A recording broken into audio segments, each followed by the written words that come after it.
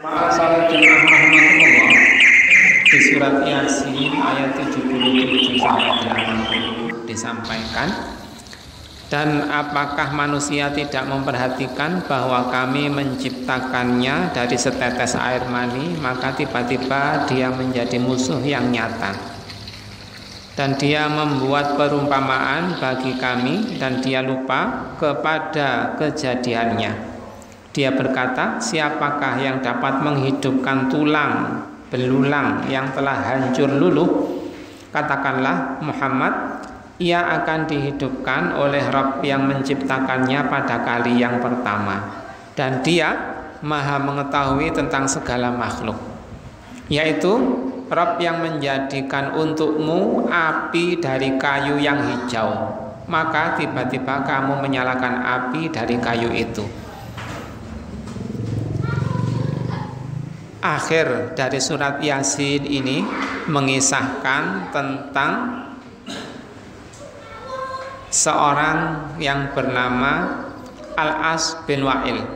Beliau mengambil tulang, dia mengambil tulang dari padang pasir. Kemudian mengatakan kepada Rasulullah, apakah dari tulang begini ini kita dihidupkan, engkau dihidupkan lagi?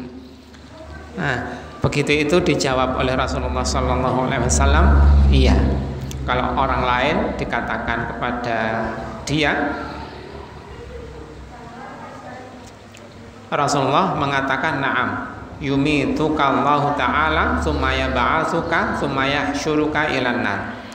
Benar, Allah akan mematikanmu, kemudian membangkitkanmu, kemudian mengumpulkanmu ke dalam neraka.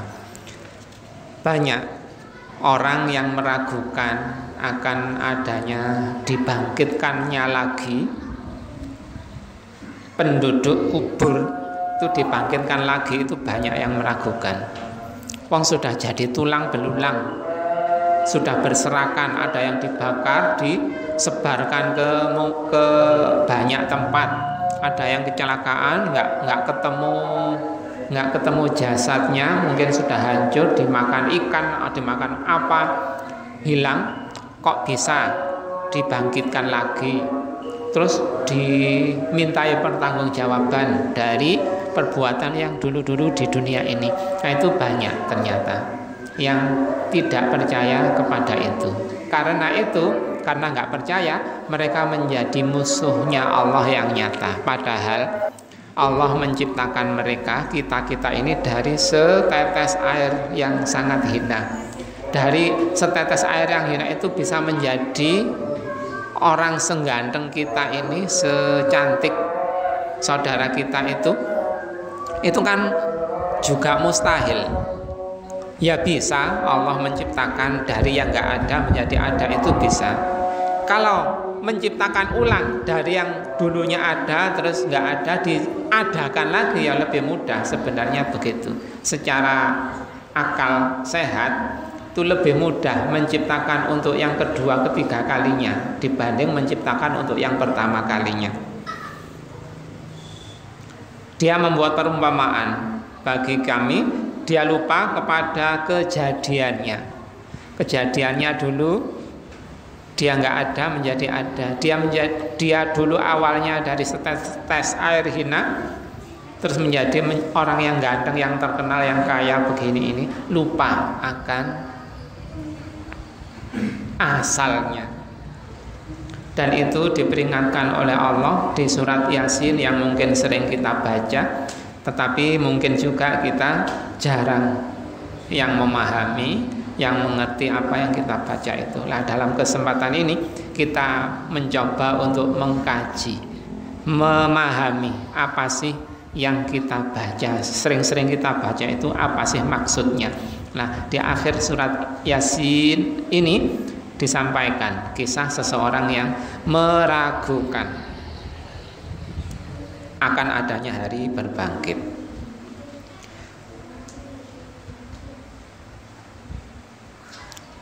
Mereka menjadi musuh yang nyata bagi Allah setelah mereka sebelumnya nggak ada, diciptakan dari air yang mani itu. Kenapa kok menjadi musuh yang nyata? Mengapa orang yang mengingkari ba'ats atau hari kebangkitan itu tidak mengambil pelajaran melalui penciptaan manusia dari air mani?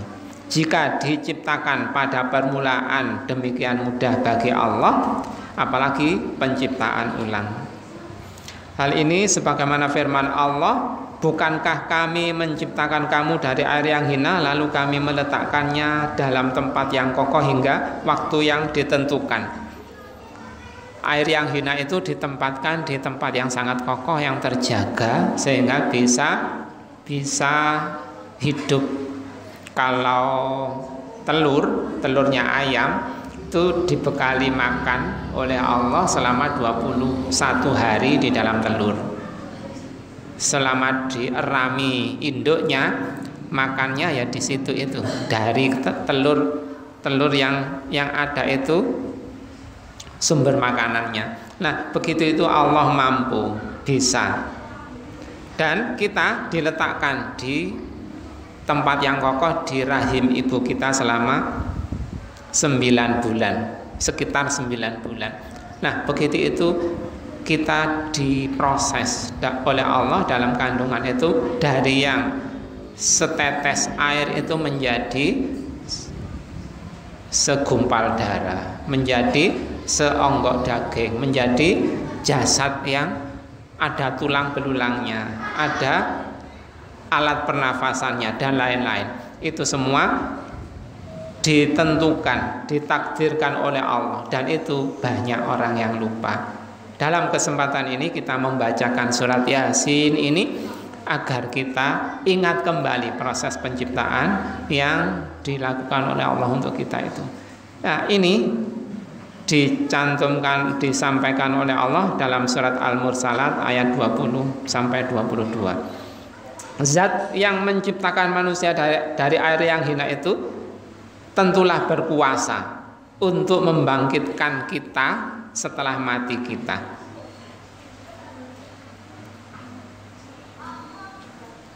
Yang menghidupkan tulang belulang yang telah hancur luluh itu Allah, yang mana Dia menciptakan untuk yang pertama kali dari yang tidak ada untuk menjadi ada itu. Orang kafir memandang mustahil penciptaan ulang atas jasad dan tulang yang telah hancur luluh itu yang dilakukan oleh Allah.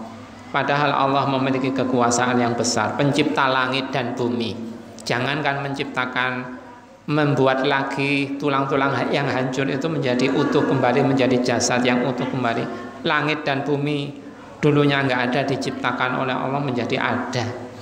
Nah, itu peringatan untuk kita agar kita menjadi orang yang tahu akan eksistensi diri dan tahu akan eksistensi penciptanya. Untuk apa tahu akan eksistensi penciptanya? Ya, untuk mengingat kembali bahwa kita diciptakan oleh Allah. Jin dan manusia ini hanya untuk beribadah kepada Allah, bukan untuk mengumpulkan harta, bukan untuk menjadi orang terkenal, tenar, bukan untuk itu. Kalau ternyata dalam proses beribadah itu menjadi banyak harta, orang yang banyak harta itu dampak saja. Sebenarnya tujuan awal pertama Allah menciptakan kita, jin dan manusia itu untuk mengajari kita, menghendaki untuk kita agar beribadah kepada Allah Subhanahu wa taala. Dengan cara apa? Ya, dengan menjadi orang yang taat kepada Allah. Sebelum taat, dia merasa berkewajiban, berhajat untuk menjadi orang yang faqih, paham kepada aturan-aturan Allah Subhanahu wa taala. Kalau di surat yang sangat terkenal itu, wal asri innal insana lafi khusrin illal ladzina amanu wa amilus solihati wa tawashaw bil haqqi wa tawashaw bis sabr. Demi masa seluruh keadaan manusia, seluruh manusia dalam keadaan kerugian, kecuali yang memegangi 4 predikat yang beriman. Sumber keimanan adalah ilmu. Kalau orang yang nggak berilmu nggak akan bisa beriman. Ilmu dari pendengaran dan penglihatan, disaring oleh hati. Setelah beriman, ada hajat yang lain, yaitu mempraktekkan ilmunya, mengamalkan perintah-perintah Allah, menjauhi larangan-larangan Allah.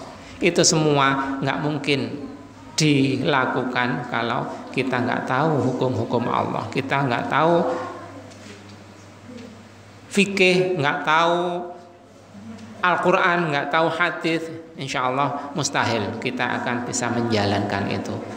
Dan hajat berikutnya adalah dengan mengajak orang lain untuk mempraktekkan ilmu, diiringi, dihiasi dengan bersabar dalam meniti jalan Allah. Setiap aktivitas mengamalkan dan mendakwahkan ilmu, insya Allah pasti akan menghadapi gangguan, halangan dari manusia jahat, jin-jin yang jahat, setan-setan dari manusia dan jin. Dan itu harus dihadapi dengan kesabaran. Seharusnya dia menyadari melalui kejadian dirinya itu bahwa penciptaan dirinya itulah yang seharusnya dianggap lebih mustahil. Karena itu Allah berfirman, katakanlah ia akan dihidupkan oleh Rabb yang menciptakannya pertama kali, dan dia maha mengetahui tentang segala makhluk. Dia maha mengetahui tentang bagaimana cara menciptakan ulang, bagaimana cara menghancurkannya. Dia maha mengetahui. Dia juga maha mengetahui kata hati kita yang ragu terhadap keberadaan Allah, yang ragu terhadap informasi Rasulullah. Itu kata hati kita, dia sangat mengetahui, dia sangat mengawasi. Perbuatan hati kita, perbuatan anggota badan kita, dia sangat mengawasi. Dia mengetahui tulang belulang yang ada di berbagai wilayah di penjuru bumi, kemana tulang itu pergi dan berserakan serta tercerai-berai. Firman Allah, yaitu Rabb yang menjadikan untukmu api dari kayu yang hijau. Perumpamaannya Allah, kayu itu loh, dari nggak ada bibitnya terus menjadi tunas, menjadi pohon kecil, menjadi kayu yang besar, yang hijau. Terus tiba-tiba nanti proses berikutnya menjadi kering, menjadi kita bakar. Dari nggak ada menjadi nggak ada lagi karena kita bakar. Nah itu proses. Dan itu seringnya kita melupakan itu. Kita diingatkan oleh Allah dalam surat Yasin ayat 77 sampai 80 ini, menjadi pohon yang enggak ada itu menjadi hijau, rimbun, berbuah dan matang. Kemudian dia mengembalikan hingga menjadi kayu bakar yang kering, yang dapat dipakai untuk menyalakan api. Adalah berkuasanya Allah untuk menciptakan segala sesuatu yang dikehendakinya tanpa dapat menolak, tanpa ada yang dapat menolaknya. Kalau membuat kayu dari enggak ada menjadi ada itu Allah mampu, juga Dia mampu untuk membuat kita dari yang mati dikubur itu berserakan tulang belulang kita itu menjadi ada lagi, hidup lagi untuk dimintai pertanggungjawaban. Dia mampu. Maka kita harus mempersiapkan diri untuk menghadapi pengadilan Allah itu.